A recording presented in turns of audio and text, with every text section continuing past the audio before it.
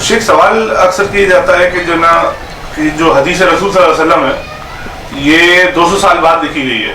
اور نبی علیہ السلام کے دور میں کوئی کام نہیں ہوا، بعد میں جو ہے نا محدثین آئے انہوں نے لکھی اور اس کو جمع کیا، یہ کتابیں تو بات کی، نبی علیہ السلام سے ان کا کوئی تعلق نہیں ہے،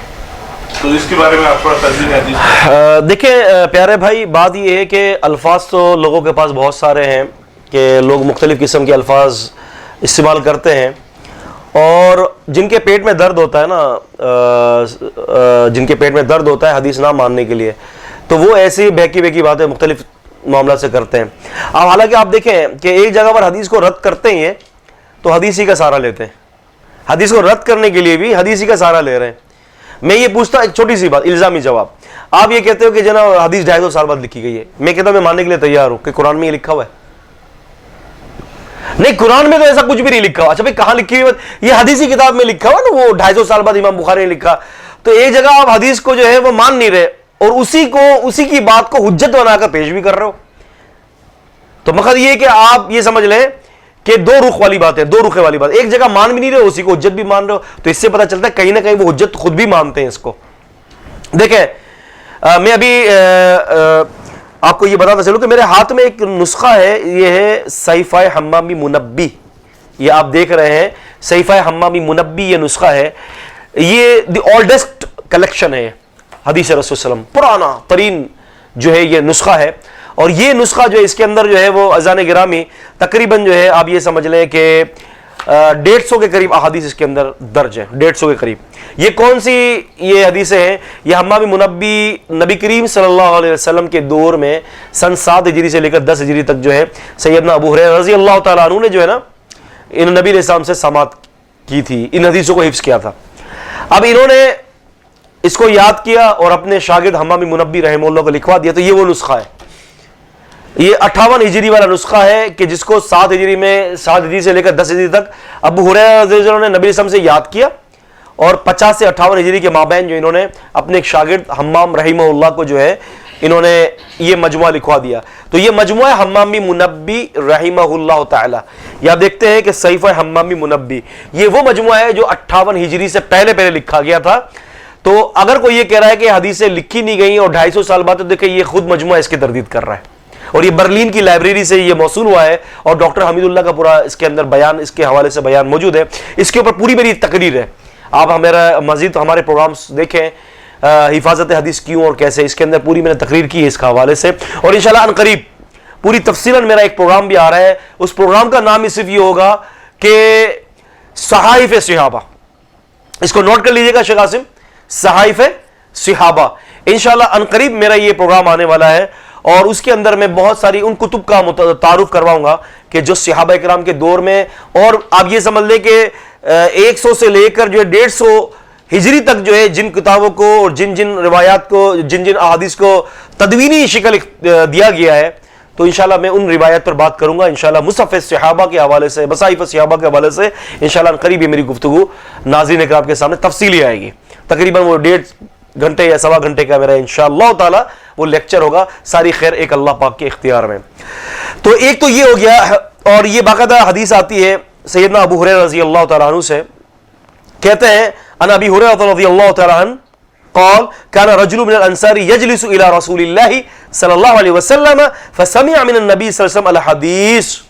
کہتے ہیں کہ انصاری صحابہ اکرام جو ہے نبی صلی اللہ علیہ وسلم کے پاس بیٹھتے تھے، اور وہ نبی کریم صلی اللہ علیہ وسلم سے حدیثوں کو سنتے تھے، اور پھر وہ کہتے ہیں کہ اللہ کے رسول صلی اللہ علیہ وسلم ہم اس کے حدیثوں کے بارے میں کیا کریں، ہمیں یاد نہیں ہوتی، تو پھر رسول صلی اللہ علیہ وسلم نے فقال رسول اللہ صلی اللہ علیہ وسلم استعن بیمینک واوم بیدہ، کہ آپ نے فرمایا کہ تو ایک کام کر کہ اپنے ہاتھ کے ذریعے، اپنے قلم کے ذریعے جو ہے وہ اپنی مدد کر، اور تو ان احادیث کو لکھ لیا کر۔ تو پہلی دلیل یہ ہے کہ نبی علیہ السلام نے خود نے یہ فرمایا کہ استعن بیمینک، اپنے داہنے ہاتھ سے مدد لے، یعنی اپنے داہنے ہاتھ سے لکھ اور اللہ کے رسول صلی اللہ علیہ وسلم کا فرمان لکھ لے۔ یہ حدیث سنن ترمذی حدیث کا نمبر 2666 ہے۔ اس کے علاوہ دوسری دلیل یہ ہے کہ عبداللہ بن عمر بن عاص رضی اللہ تعالیٰ عنہ فرماتے ہیں قال كنت اكتب كل شيء اسمع من رسول اللہ صلی اللہ علیہ وسلم، میں نبی علیہ السلام سے ہر بات کو لکھ لیتا تھا، اور میں یہ ارادہ کرتا تھا کہ میں اس کو یاد کروں، تو مجھے کچھ قریش کے صحابہ نے یہ فرمایا کہ وَقَالُوا لَا تَكْتُبْ كُلَّ شَيْءٍ، کہ تم ہر بات نبی علیہ السلام سے مت لکھا کرو، کہ اللہ کے رسول کی جو بات تم جو ہے وہ نبی علیہ السلام فرماتے ہیں، کیوں کہ نبی علیہ السلام بشر ہے، یتکلم فی الغضب والرضا، نبی علیہ السلام غضب کے اندر اور رضا کے اندر، غصے کی حالت میں بھی بات کرتے ہیں اور خوشی کی عالم میں بھی بات کرتے ہیں، تم ہر بات لکھ لیتے ہو۔ تو کہتے ہیں میں نے لکھنا چھوڑ دیا، لیکن پھر میں نے نبی کریم صلی اللہ علیہ وسلم سے ذکر کیا اس بارے میں کہ مجھے اللہ کے رسول آپ کے قریش کے صحابہ اکرام نے لکھنے سے منع کیا ہے آپ کی حدیثوں کو۔ تو نبی علیہ السلام نے فَأَوْمَا بِأَصْبِعِهِ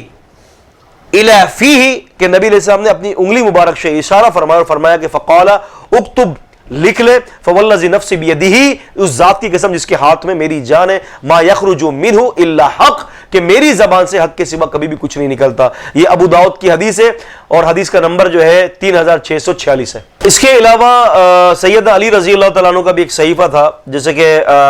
صحیح بخاری شریف کے اندر امام بخاری رحمہ اللہ نے اس کو ذکر کیا، کتاب العلم کے اندر ذکر کیا، حدیث کا نمبر 112 ہے، اور اسی طرح سے 1867 حدیث نمبر ہے، اور ایک اور جگہ پر بھی امام بخاری نے اس کو ذکر فرمایا ہے، مختلف موضوعات کے اوپر جو ہے امام بخاری رحمہ اللہ نے اس کو ذکر فرمایا۔ صحیفہ علی رضی اللہ کے حوالے سے فرماتے ہیں علی رضی اللہ تعالیٰ عنہ کہ ان علی رضی اللہ تعالیٰ عنہ قال ما عندنا شیء الا کتاب اللہ، کہ ہمارے پاس کچھ بھی نہیں ہے سوائے اللہ کی کتاب کے، وَهَذِهِ الصَّحِيفَةُ عَنِ النَّبِيِّ صلی اللہ علیہ وسلم، وَهَذِهِ الصَّحِيفَةُ عَنِ النَّبِيِّ صلی اللہ علیہ وسلم، کہ ہمارے پاس کتاب اللہ کے علاوہ کچھ بھی نہیں ہے۔ یاد رکھیں، کتاب اللہ سے مراد صرف قرآن نہیں ہے، اللہ کا مکمل دین ہے، کہ ہمارے پاس دین کے علاوہ اور کچھ بھی نہیں ہے، اور یہ صحیفہ جو ہم نے نبی کریم صلی اللہ علیہ وسلم سے نقل کیا ہے۔ یاد رکھیں کہ وَتُوجِدُ مَضَامِنَ هَذِهِ الصَّحِيفَةِ بِبَيَانِ علی رضی اللہ تعالی عنہ فی البخاری فی اربع مواضع، کہ یعنی یہ میں بتا رہا ہوں آپ کو کہ یہ 4 مقامات پر جو ہے یہ ذکر کیا گیا ہے علی رضی اللہ سے صحیح بخاری کے اندر، اور اس صحیفے کے اندر جناب علی مسائل زکوٰۃ تھے، مسائل صدقات تھے، اور عشر کے مسائل تھے، اور اسی طرح سے معاہدوں کے مسائل تھے، اور اسی طرح سے دیت اور قصاص کے مسائل تھے۔ ان مسائل کو سیدنا امیر المومنین علی رضی اللہ تعالیٰ عنہ جو ہے اس صحیفے میں لکھا کرتے تھے، اور اپنے تلوار کے میان کے اندر اس کو اپنے ساتھ رکھا کرتے تھے، نبی علیہ السلام کی ان احادیث کو۔ تو پتہ یہ چلتا ہے کہ صحابہ کرام کے دور میں احادیث لکھی گئی تھی۔ اس کے علاوہ ابو بکر رضی اللہ عنہ بھی لکھتے تھے، معاویہ رضی اللہ تعالیٰ عنہ بھی نبی علیہ السلام کے دور میں لکھتے تھے، اور جناب علی جو ہے سیدنا ابی بن کعب رضی اللہ عنہ بھی لکھتے تھے، اور سیدنا معاذ بن جبل، تقریباً صحابہ کرام لکھتے تھے۔ اور حافظ صاحب رحمہ اللہ نے، یعنی فتح الباری کے جو مؤلف ہیں ابن حجر الاسقلانی، وہ فرماتے ہیں کہ ابو ہریرہ رضی اللہ عنہ نبی صلی اللہ علیہ وسلم کے دور میں حدیث حفظ کرتے تھے، اور نبی علیہ السلام کے انتقال کے بعد جو ہے آپ نے ان تمام احادیثوں کو قلم بند کر کے پورا ایک دفتر بنا لیا تھا، اور آپ نے پورا ایک دفتر بنایا تھا اس کو، اور حدیثیں لکھا کرتے تھے، جو آپ کو یاد ہوتی ہے آپ اس کو لکھا کرتے تھے۔ تو یہ باتیں واضح طور پر جو ہے وہ ثابت ہوتی ہیں کہ نبی علیہ السلام کے دور میں جو ہے وہ حدیثیں لکھی گئیں، جیسا کہ کما فی روایت البخاری کہ وجاء رجل الى رسول اللہ صلی اللہ علیہ وسلم، کہ بخاری شریف کے اندر حدیث میں آتا ہے کہ ایک شخص نبی صلی اللہ علیہ وسلم کے پاس ہے، اور ان کا نام سیدنا ابو شاہ تھا۔ تو انہوں نے کہا کہ اللہ کے وسلم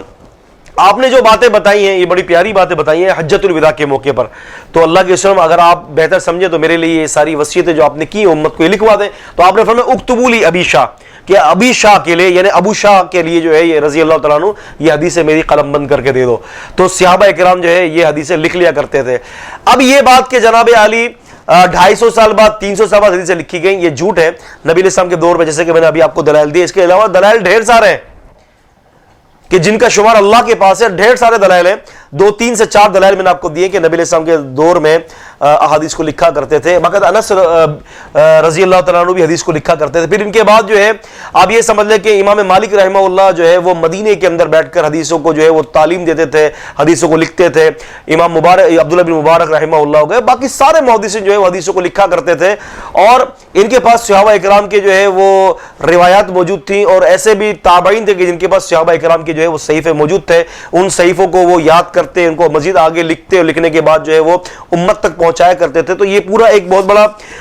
عزیزان گرامی بہت بڑا سلسلہ ہے یہ۔ تو اگر میں اس کے اوپر بات کروں تو بہت کچھ بات کرنے کے لیے ہے، اللہ تعالیٰ کبھی موقع دے گا تو انشاءاللہ ہم تدوین کے حوالے سے کچھ اور بھی باتیں آپ کے سامنے رکھیں گے، لیکن عقل مند کے لیے جو ہے وہ اشارہ ہی کافی ہوتا ہے، لیکن یہ اشارہ تو ہے نہیں، یہ تو واضح دلیل ہے، تو لہٰذا دلیل کو مانیں۔ اور یہ بات کہ 250 سال بعد 300 سال بعد یہ صرف لفاظیاں ہیں، اور امت کو گمراہ کرنے کے یہ مختلف قسم کے جال ہیں جو پرانے ہو کے بوسیدہ ہو کے پھٹ چکے ہیں۔ اب اس کو سمجھ لیجئے کہ نبی علیہ السلام کے دور میں احادیث کو قلم بند کروانے کا جو ہے حکم نبی علیہ السلام نے دیا تھا۔ تو صحابہ کرام آپس میں مذاکرے مباحثات حدیث کے اوپر دورہ کیا کرتے تھے. جیسے کہ اللہ آپ کا بھلا کرے, سید ابو سعید الخدری رضی اللہ تعالیٰ عنہ فرماتے ہیں, امام دارمی نے سنن دارمی میں ذکر فرمایا, وہ فرمایا کرتے تھے کہ تذاکر الحدیث